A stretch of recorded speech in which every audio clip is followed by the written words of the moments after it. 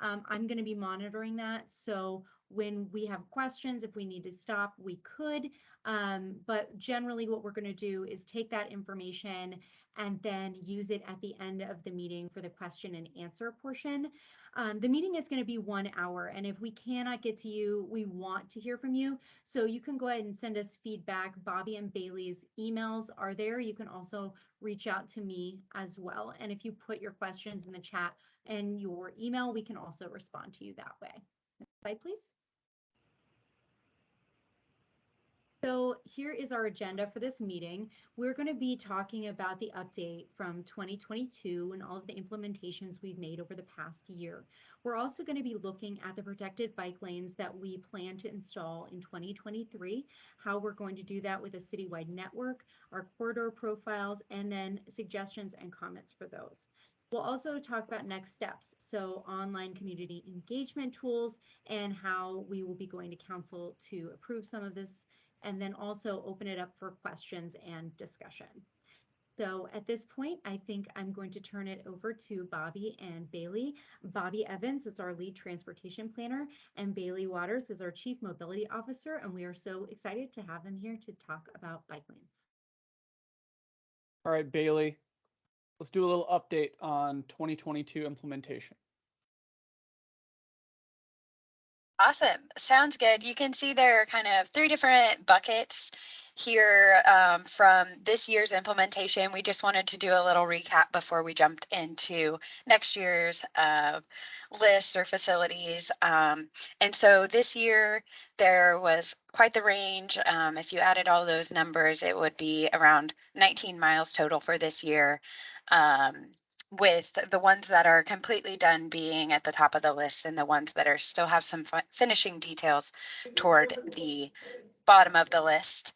And so anything from Longview Parkway out by Longview Lake, 19th Street, Oak Street, which was an extension of Gillum, and some different, 27th Street was an east-west extension, and I won't read all of them, but there's the list to kind of highlight what we did this year. Cute.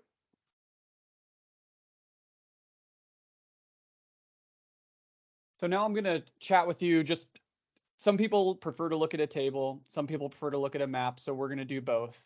I think this table is a pretty good representation of how we look at potential corridors from a planning perspective. So what you're seeing here is a count on mileage and just basically each corridor going across in the rows, and then the columns represent various things. But the big deal that we look at is you're going to see this yes, no column, which is the thing that I really wanted to feature. So when we look at and evaluate potential bike facility corridors, we're looking at sort of the nature of the roadway. Is this roadway on our road diet network, which is a citywide analysis of volume versus capacity in the roadway that we've done?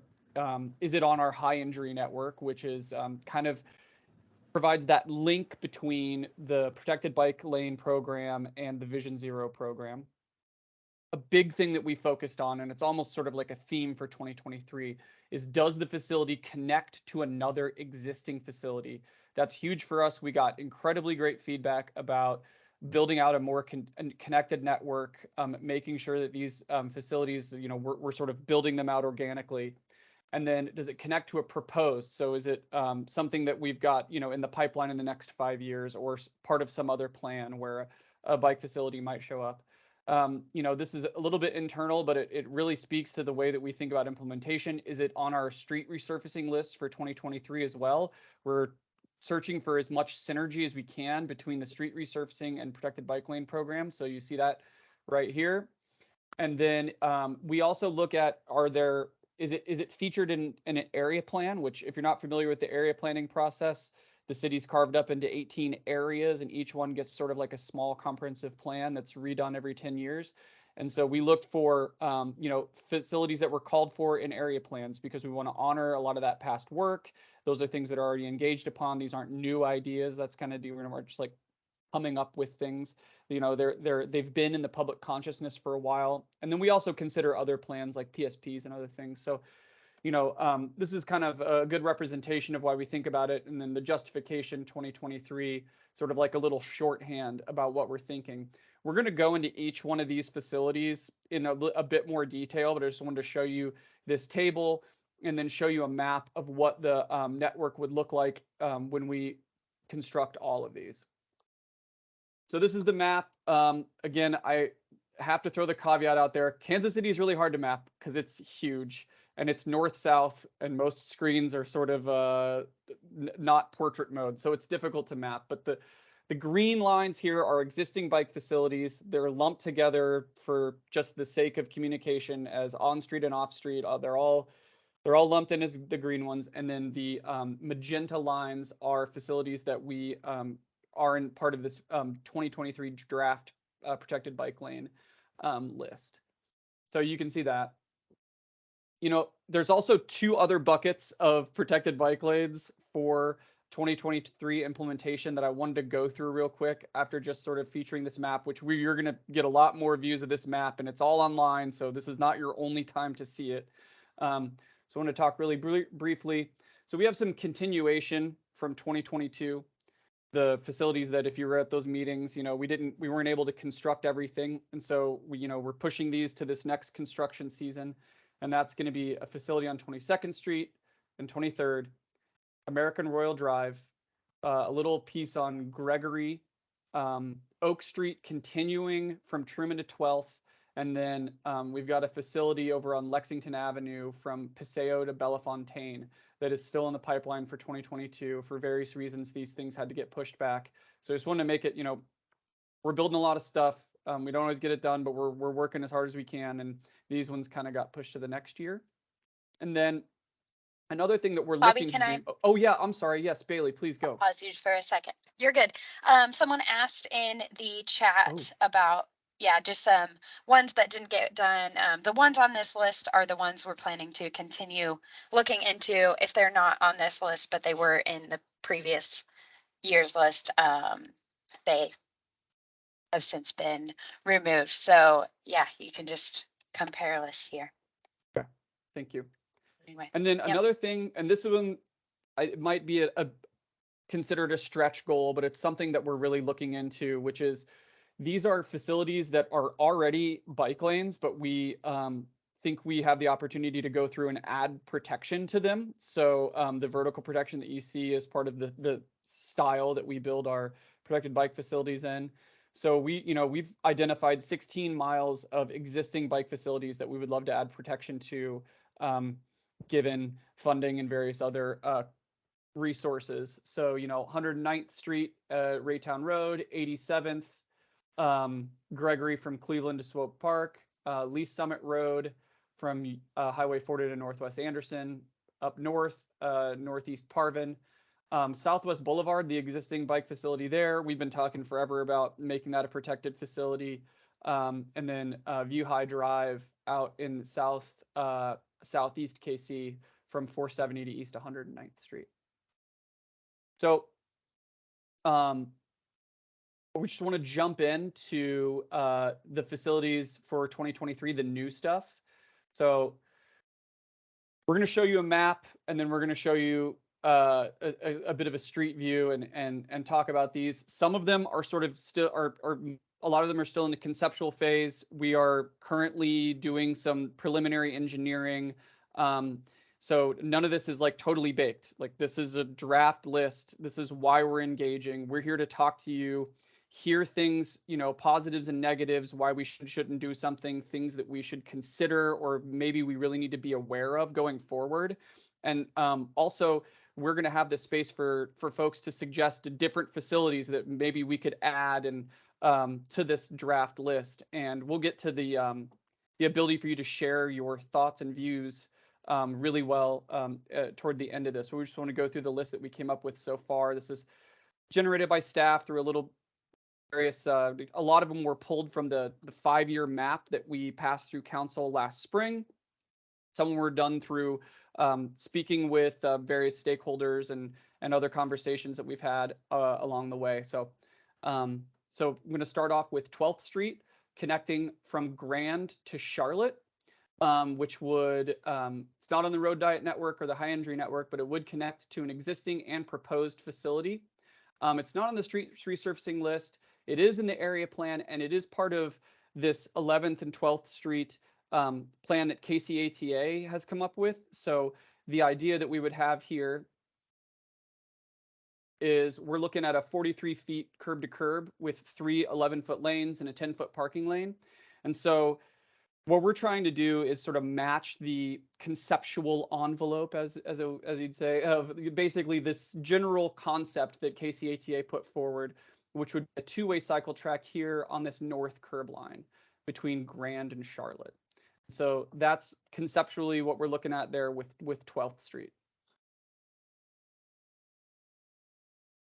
And then, do you want me to do this one, Bailey, or do you want, or and I can keep going if you want, because Yeah, go ahead and take this one. okay, I'll sweet. take Yeah, notes. so this is homes in Charlotte from 26th to 36th. This this particular facility has already been funded and designed upon. We're still trying to work through some of the project management aspects of it. These streets, this would connect to existing and proposed facilities. These streets are set to be resurfaced. They are in the area plan, and they are part of another plan. I believe it was a PIAC funded study that was pipelined to go straight through implementation to connect from 26th to 36th. So those of you who are familiar, you know, this is sort of a representative image of what those look like. These are residential streets. They're one way in each direction. The width varies between 25 and 30 feet. It's typically 2 driving lanes and 2 parking lanes. The concept, we're still under review with the concept and trying to make sure that we get protected facilities here in order to, you know, provide some needed traffic calming for the area in addition to protected bike facilities. I'm going to kick the next one, which is one we're very excited about, to Bailey. Yeah, this is one that connects to existing facilities and has been asked for a while by the community, and we're excited to try it for next summer and connect the Gillum Road cycle track to the trolley track trail. And our proposed route right now is the purple line. You can see that at least one of these roads is on the Road Diet Network and the High Injury Network.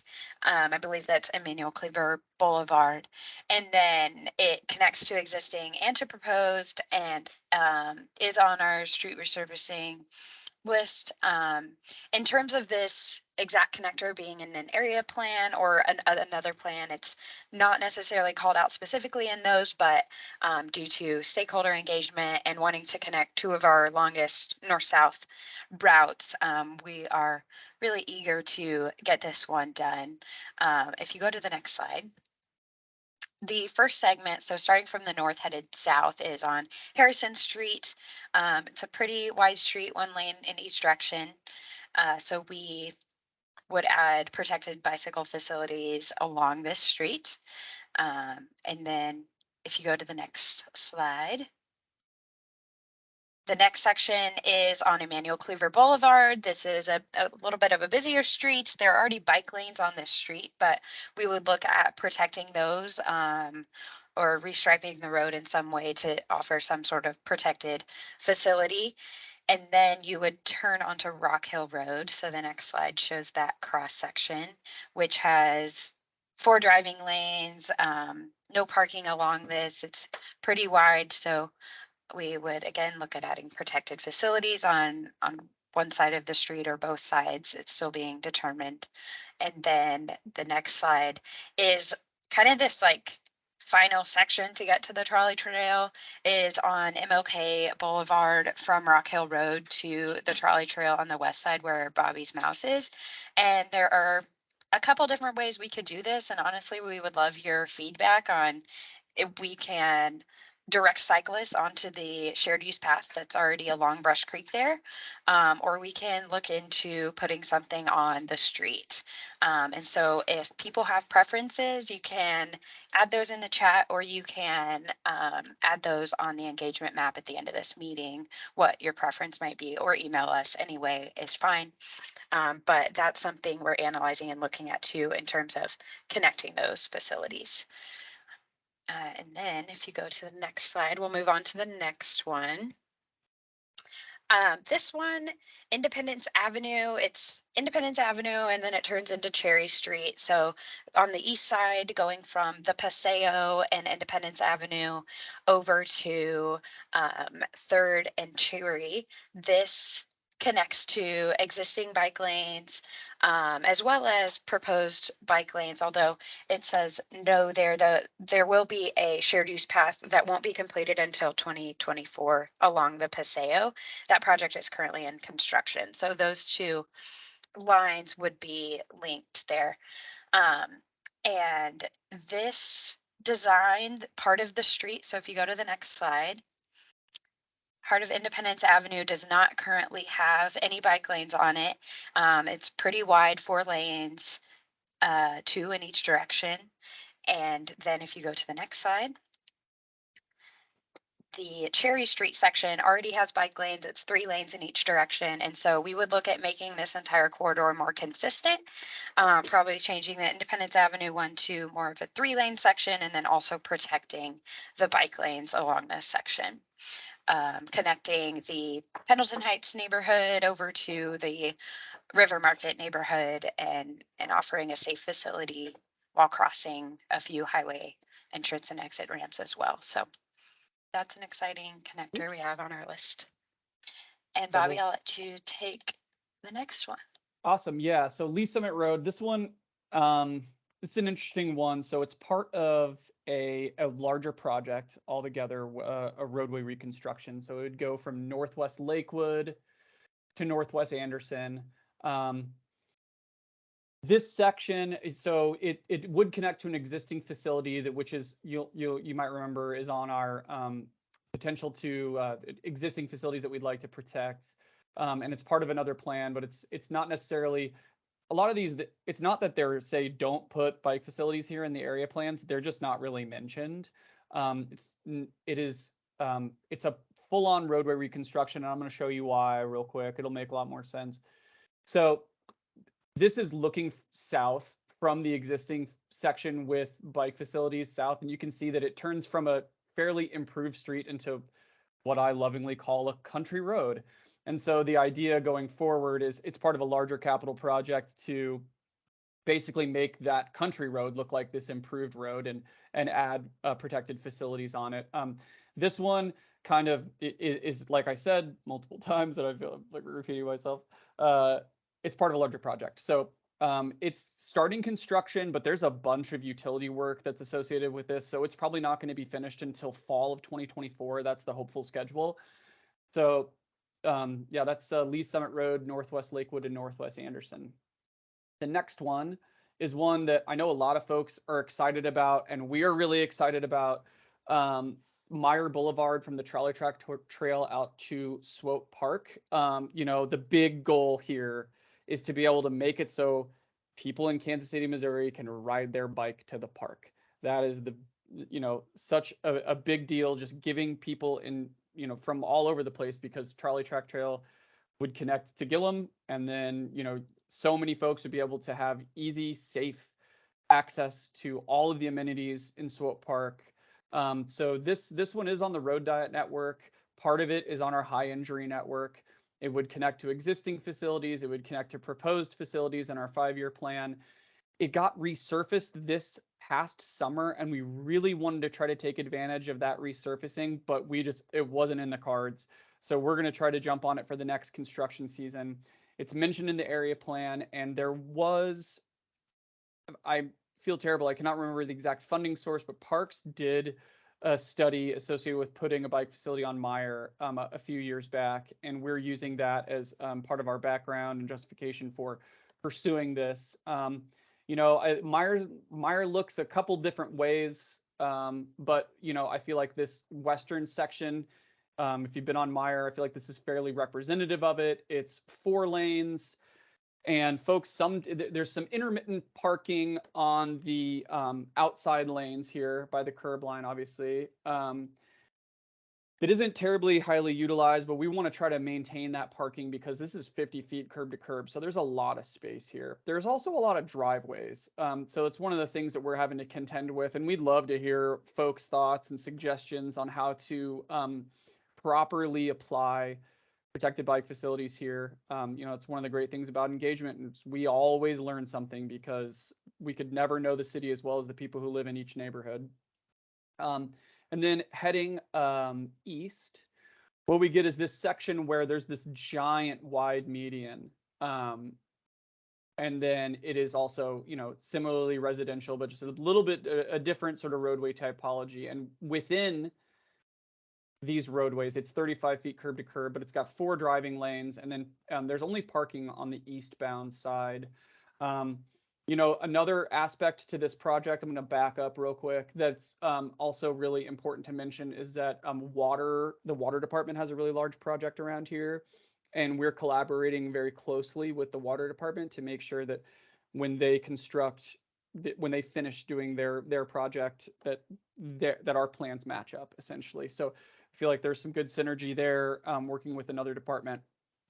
And, you know, like I said, the ultimate goal here is to be able to give people access to the park. And we've heard a lot of really positive things about this, but there is going to be some tricky aspects to the design and implementation of this facility, and we really want to get it right. So we're hoping to get as much engagement from y'all as possible.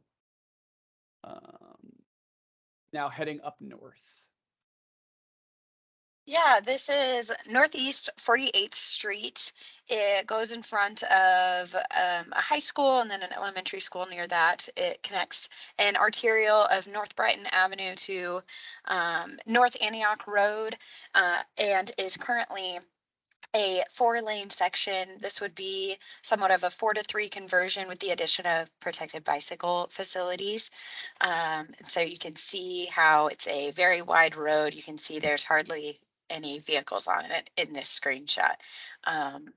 Prompt timing for that Google vehicle to be driving through it. But anyway, there is not parking along this road currently. It's pretty wide, curb to curb, and just an opportunity we've seen to perform a road diet and add another east-west connector for people up north. And then Summit Street, 27th Street to Southwest Boulevard. This connects to proposed facilities on Southwest as well, and connects to Penn Valley Park, which is a pretty frequently used bicycle route through the park there. And so we are planning to be able to connect the park on the south up to facilities near Southwest Boulevard. If you go to the next slide, you'll see that it's pretty wide lanes, 1 lane in each direction, 37 feet curb to curb. And so we would tighten up those lanes and add a protected facility on either side of the street. It would likely be a cycle track through this section of Summit Avenue and 27th Street. That crossing at 27th and the highway will be a bit tricky, but something we're wanting to allow for a safe crossing there for people to get into the west side.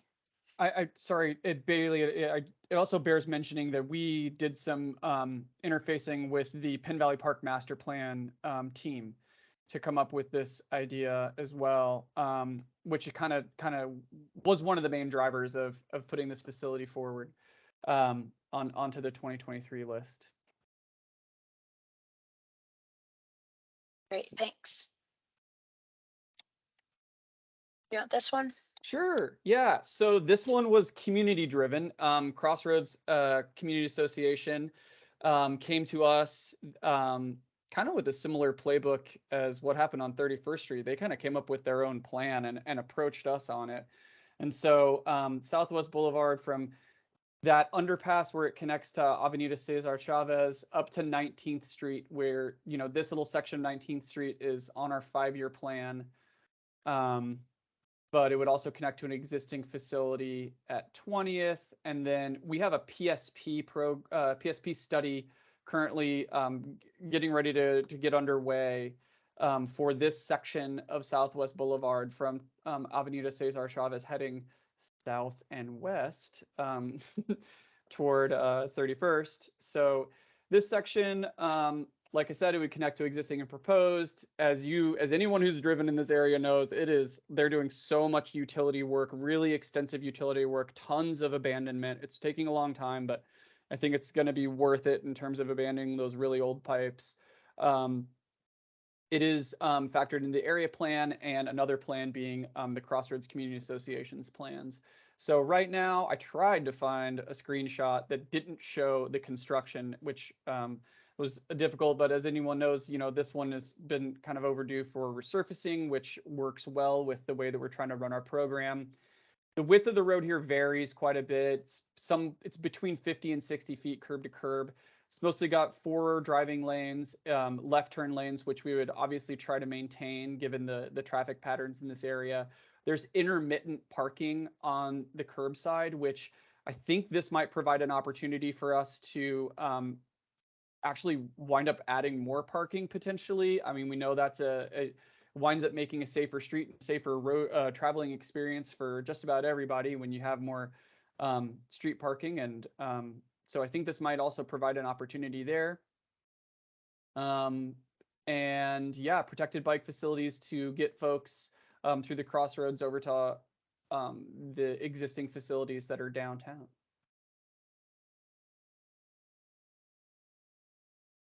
Great. I'll take View High Drive. This is down by Longview Lake.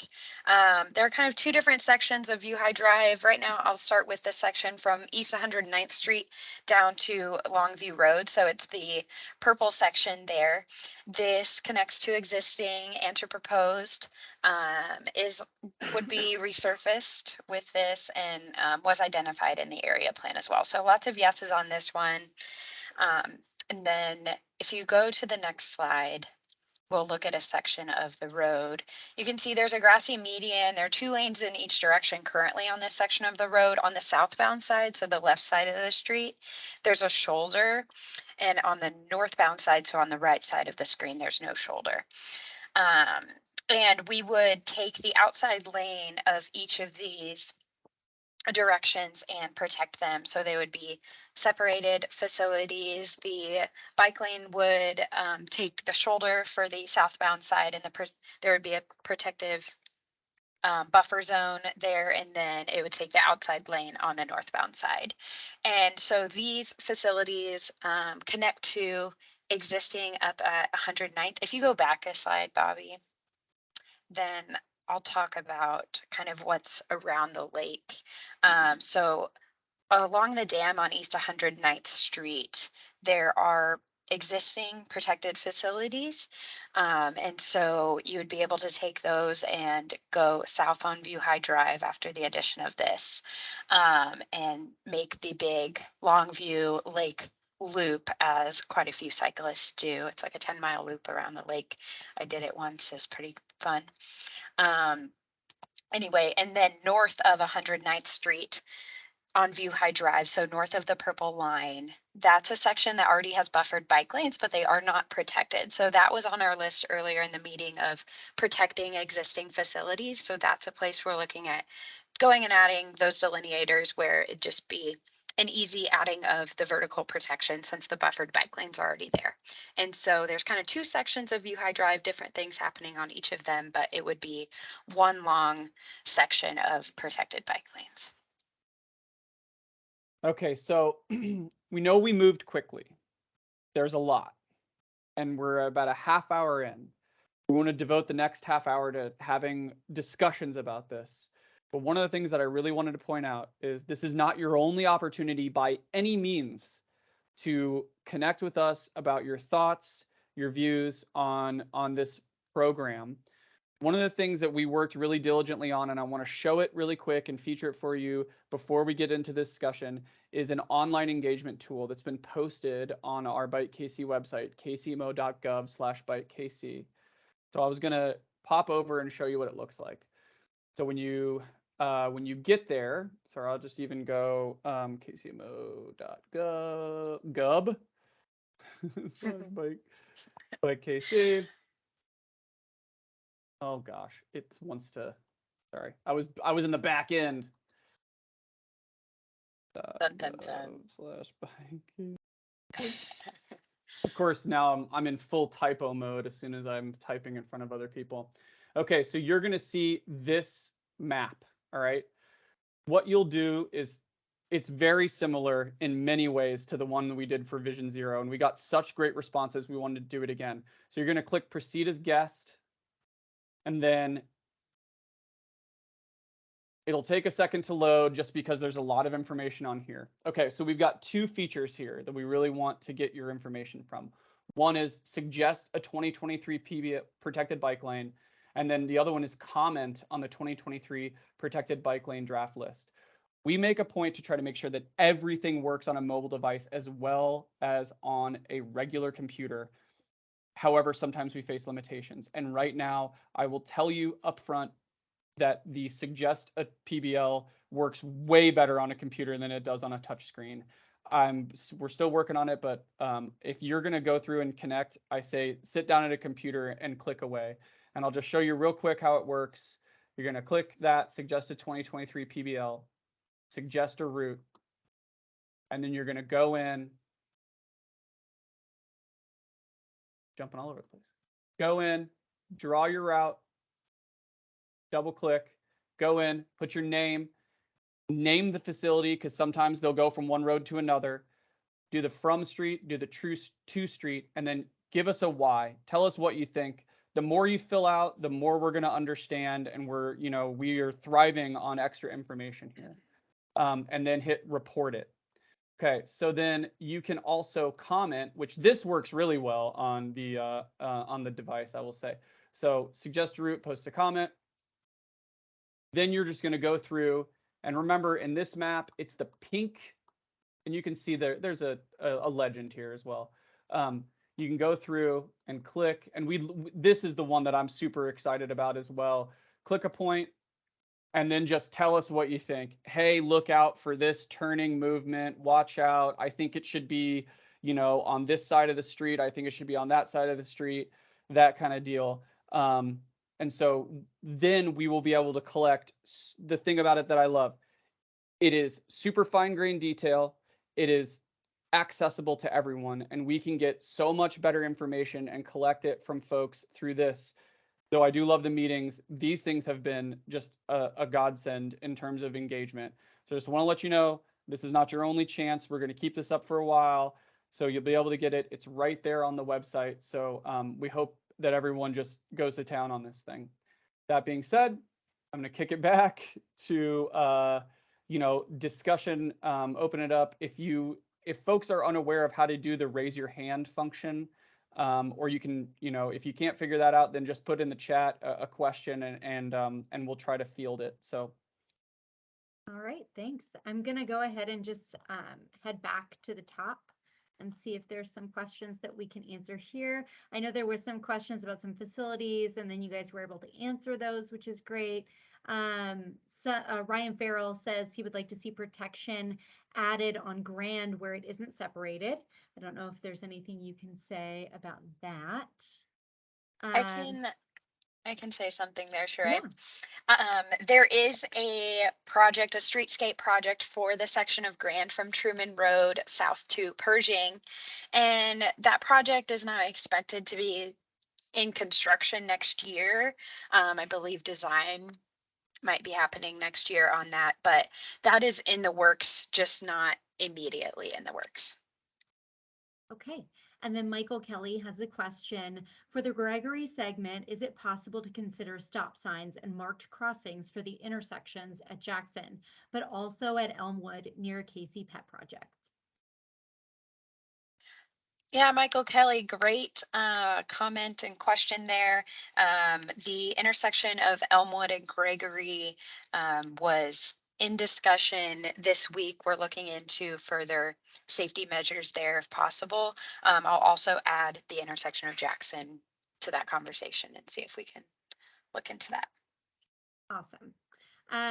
And then someone asked, is there a reason KCATA's whole project isn't being done in just this segment? I'm not sure exactly which specific one we were talking about there, but it sounds like you may know. That was, yeah, that was the 12th Street project. So the KCATA study went, I forget what the west terminus was, but it was a larger section, and we are taking a smaller bite of that this summer. We're doing more extensive design for the rest of that project for like signal modifications, as well as adding the bus only lanes, which are a part of that project. The section from Grand to Charlotte along 12th Street was kind of the more easy thing to tackle for us, not going in front of existing valet and loading zones, not extending too far east into places that didn't want to provide for further design of that study. And so we are taking a bite of the section that we feel is most manageable for us to do next year. The plan is to extend 12th Street further, but that's the section for next year as of now. And part of the decision making on picking those termini is, just existing facilities, just rounding out the network a little bit, but doing what we can. Awesome. So Gail says, it would be nice to see coordination across governments with bi-state bike lanes.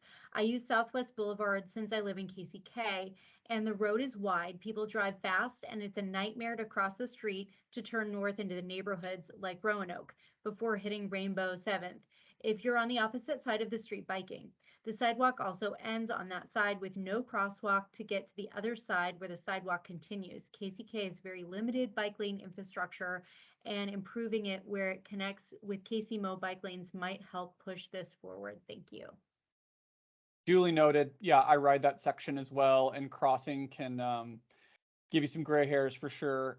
That's something that I think is going to factor in, since the facility is already there and we're going to, we don't have to design the whole thing. We can put some more effort into looking at some of the safety aspects associated with crossings. We've heard some, I'll let PIAC do PIAC, but I saw a couple of applications to address crossings on Southwest Boulevard. So if those come through, we'll try to coordinate with those as well. Awesome. Additionally, I want to add to just a comment on coordination with KCK and where that's been going. Bobby and I have been making more connections on the Kansas side of things this year. KCK had a bicycle friendly community workshop that we both attended and got to meet some of the people on that side of things. And so there are just different people talking to each other more, and advocates meeting each other to try to make those connections. And so the communication is en route on those bi-state connections. Right.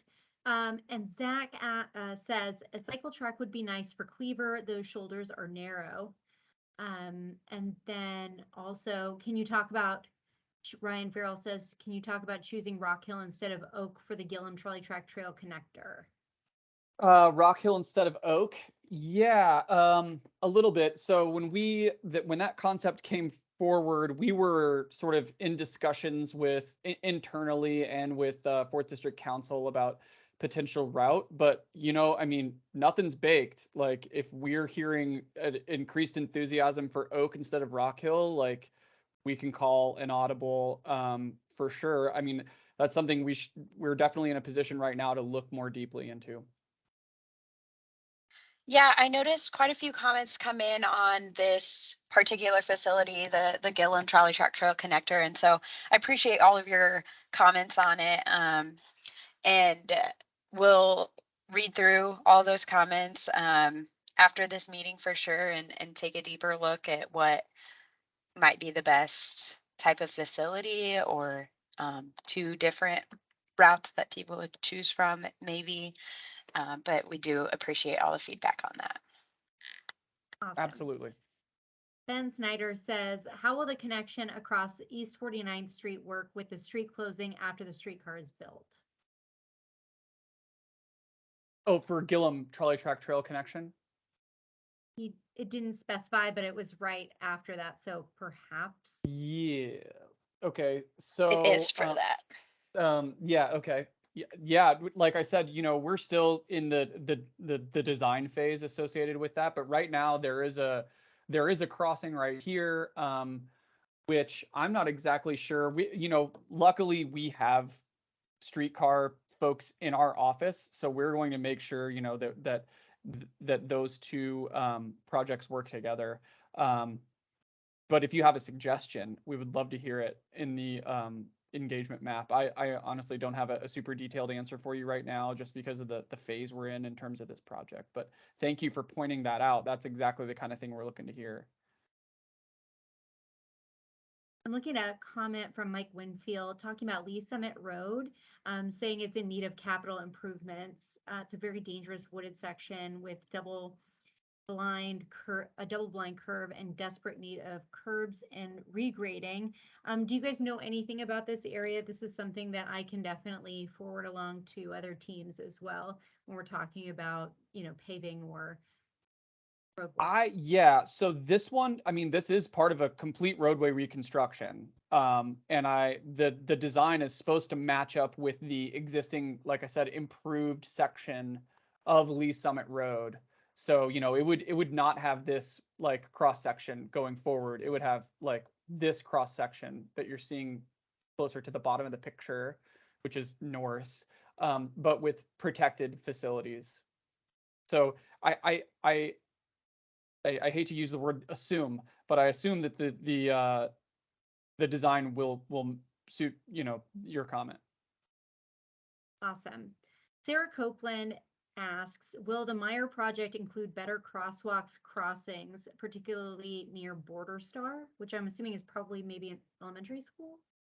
Or Okay, crossing Meyer Boulevard near the trolley track trail has been a pet project of many um, public works employees over the years. We really do intend to improve that crossing as a part of this project. We just want to make sure we do it the right way. We know there's a ton of competing interests there, or just like different views. There's a lot of loud voices. There's a lot of people who really deeply, deeply care about their community. There's going to be a handful of trade-offs associated with what we do and where we do it, but the thing that we're going to focus on is making it safe and convenient. And yes, crossing near Border Star, especially on Meyer, that's something that we intend to address with this facility. awesome. Michael Kelly asks, I almost wonder if it would make sense to just close off the cut through Meyer and 63rd and repurpose that space for pedestrians. What do you guys think of that idea? Okay, I gotta orient myself. Michael, I know. can we unmute him to get a deeper dive on so we can get exactly what he's talking about? Yeah, can you hear me? Yes, sir. Okay, so the segment where it comes down just north of Dunn Park, where the school is, so right where the arrow was just a second ago. So there's that little cross street right there where you can Okay. go straight through onto 63rd. That's always been really confusing for people turning right through there, but also people trying to get onto 63rd. I don't see any reason why someone couldn't theoretically go over to the intersection here and just go up to Paseo and turn if they really wanted to. People also use that to kind of speed up and accelerate onto Myers. So it would make a lot of sense to kind of try to reuse that space, and given how close it is to a school, there's no reason you couldn't also take steps with the school as well. Okay, so it sounds to me, I don't have a perfect picture in my brain of exactly what you're talking about, but it sounds to me like this would amount to something along the lines of closing a slip lane. Yes. Yeah, there's been a lot of interest in addressing that, throughout the department, for a bunch of different, and mostly safety oriented reasons. So yeah, man, that's definitely something we would be considering going forward with the design, for sure. They were built when cars didn't have power steering, you know? All right, thank you. Alan Knowles asks, are there any plans to extend the bike lane under the railroad bridge? The lane ending abruptly on such a fast road is not ideal. Is this Southwest Boulevard? Is that the one? Sounds like it to me. Yeah. Can we get it? Yeah, I assume that's I will find it, I promise. Alan says yes, it is. Okay, thanks, Alan. Yeah, so that down here is where you're talking about, and this is a neighborhood that we really want to engage deeply with going forward about multimodal facilities in the west side. That's one of the reasons why we put forward and won a Planning Sustainable Places project, to try to address those multimodal connections. We recognize this is a gap, we understand, but one of the things we really want to do is, honor that community and have them be deeply involved in what that roadway looks like going forward, and from a holistic standpoint. And unfortunately, like, just going through and paving a bike lane right now kind of runs counter to those plans. And so the deal is, right now we're going to have to live with this gap while we go through this planning process, because of our desire to keep the community involved with what the infrastructure through that community looks like going forward. Thanks. Zach Brown also wanted to note about this section that Southwest Boulevard has some electric chargers, and it should be noted to look at those as we plan. Zach, do me a favor. Put that in the engagement map, because I know it's probably like at the block level, and it would be so much more helpful to hear your exact notes. So thank you, first of all. Secondly, throw it in the map. It'll be such a boon for us going forward. All right, just scrolling through some of these, we're getting a lot of great comments in here. Maggie Green has said some really positive things. Super big fan of Southwest Boulevard and Meyer. Just scrolling down here. Here's a question from David Johnson. Will the Southwest Boulevard project address the lack of crosswalks? Bailey, I feel like I've been talking a ton. Go for it. In terms of the crosswalks that have been previously proposed by the Crossroads Community Association, I have those in my notes to look into as we're designing these facilities. So yes, if they've already been mentioned to me, they're on my list. Great. Chris Cook asks, just curious on the actual usefulness of the Charlotte and Holmes segments from 26 to 36. This is only 2 blocks east of the Gillum cycle track and dead ends at 36 in a fairly low density area of Hyde Park.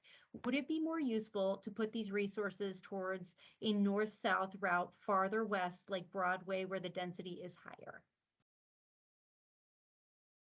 I can't say I disagree with you here. The fact of the matter, I believe this project started before Gillum was a reality. And I wish we could move money as easily as that, but that is something we should definitely think about.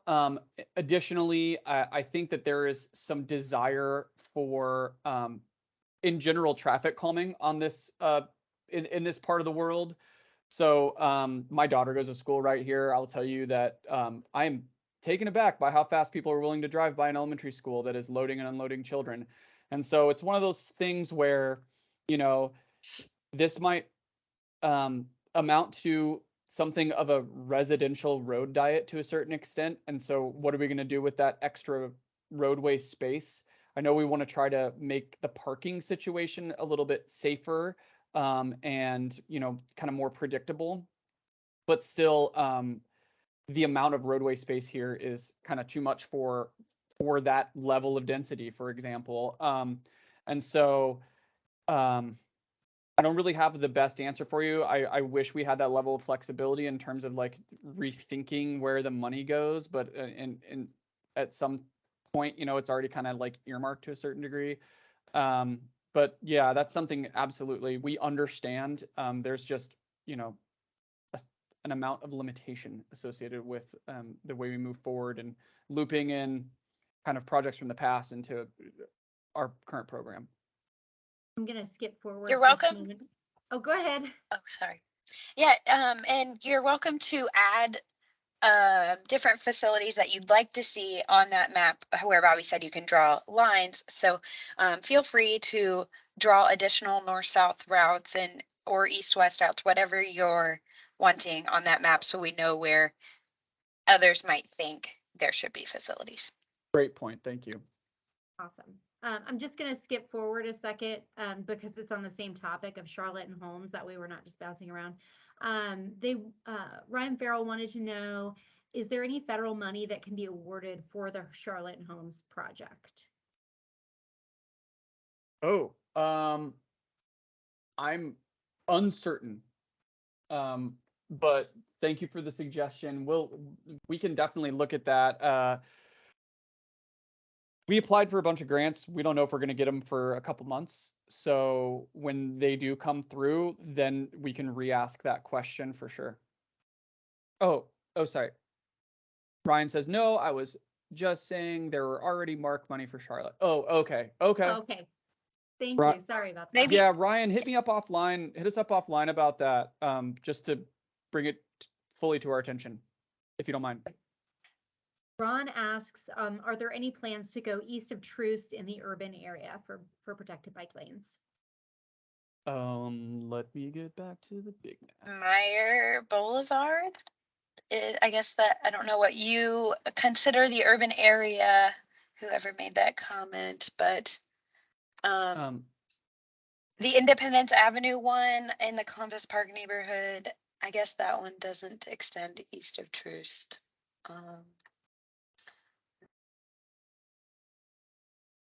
Draw them on the map. That's what I would recommend. Yeah, absolutely. Yeah, tell us where you want them, Mhm. because we get to sort of the nature of the way that this program has been structured is we get to kind of rethink it as we go along. You know, conditions change, and one of the things that I've noticed about this and the Vision Zero program actually is the more we build, the more we get asked to build, which is really cool. So, you know, it's not set in stone for this is 10 years and that's all we're going to do. I guess I just want to make sure I address two different questions and comments before 1 o'clock here, Sheree, if that's okay. Yeah, one of them was someone had a comment or question on like turning movements and intersection treatment. We're currently making bike lane typical details, which we didn't previously have as we were implementing these quick build projects. And so once we have these like standard drawings for what we'll do at intersections, whether it's signalized or unsignalized, and what we'll do, whether it's a cycle track or a one-way facility. Additionally, what to do at bus stops. So those sorts of things are in the works right now to be approved for next year's facilities.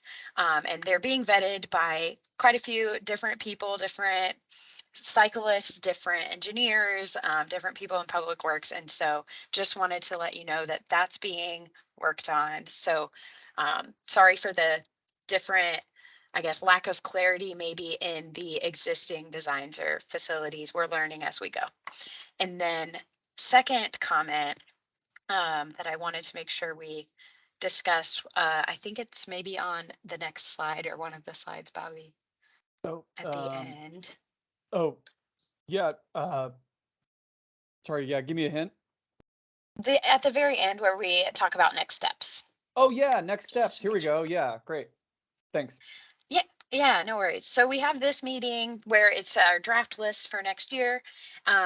From here, we'll take your comments from this meeting. We'll take the comments that come in on the map, and we'll start reaching out directly to neighborhoods and community groups along these corridors and seeing what they think about it, giving preliminary designs, showing those more in depth at those meetings and in that engagement. And then once we've gone through more of that engagement, we will present our 2023 year plan to City Council for them to approve our list for next year's installation. This year we got our list of this year's facilities approved in the spring, and we're hoping to maybe get it approved a little bit sooner than spring, maybe early next year, so we can be a little bit more ahead of the game for street resurfacing and construction purposes, but just wanted to make sure we hit on those notes before 1 o'clock. So anyway, One any last other thing. question? Oh, I just Yeah. want to say this real quick. Sorry. The online engagement map, it's run through Esri ArcGIS Online. Sometimes it gets a little finicky. If there is a problem or technical issue with it, go ahead and ping me or Bailey, but I'm typically the one that's handling the map stuff. So you can see our contact information up here, and I'll try to jump in the back end and fix it as quickly as I can. It's such an important resource, we believe, to be able to get that detailed level of feedback. So don't be shy. If it's broken, let me know. There's a question here from Alan asking about the lack of bike infrastructure in Midtown. Are there any plans to address that? And how do we plan to build that up through the middle of our city? Okay, so, that's a question that 3 minutes can't necessarily cover all the way. A lot of issues associated with Midtown, but there's also a lot of desire for bike facilities there. And so one of the things is, we just need to hear more from folks. There's been a bunch of discussion on how to make it better to bike. When I live in Midtown, and I noticed that the decisions of the past have sort of like eaten up the street grid a little bit. It's not always that direct. And some of those east-west routes can be difficult. But that being said, it's a bit of a new era. We have a lot more sort of wind at our backs associated with doing bike facilities. And, it's programs like this that are going to help us figure out what to do to make it better. Jump on that map and give us ideas about where you think things should go, and we can use that info going forward. And then there was a question about, where was it? Oh, yes. Are you coordinating with the east-west transit route proposals? I mean, in general, yes. I know that we did the Linwood Complete Streets program, which factored in high capacity transit capabilities, be it streetcar or BRT, but also included bike facilities going from Southwest Traffic Way as far out as Arrowhead Stadium. That definitely was something that came along. We're a little bit further down the road in terms of implementation than they are. They're still like haven't even put out a concept yet, not trying to make them sound bad, but they're still just in a conceptual phase. Going forward, I mean, we're absolutely dying to coordinate with that. And we do firmly believe that biking, and in particular micro mobility, scooters, bike share, that kind of thing, is the best option for first mile, last mile connections to high capacity transit and transit in general. So yeah, like mobility hubs and scooters, bike share, personal bikes, however it works, complementing the transit system is our vision for the future. Absolutely. Right. And so I think that wraps up our meeting here. Thank you so much, everyone, for your great comments and feedback. We really appreciate it. I'm going to go ahead. Perfect. That's what I was just going to say. Can we put the contact information back up on the screen, because Art was asking about that. So if you have any other questions, we will do our best to get back to you. You can also reach out to Bailey and Bobby or myself directly, and we would be happy to engage with you. Thank you so much for attending and hearing our plans for the future and engaging with them. And please fill out the map. As Bobby said, it's very important, and it will help get all of your wants heard, and we can look to that for the future. Thank you so much. Appreciate everybody. Have a great day. Thanks for spending your lunch hour with us.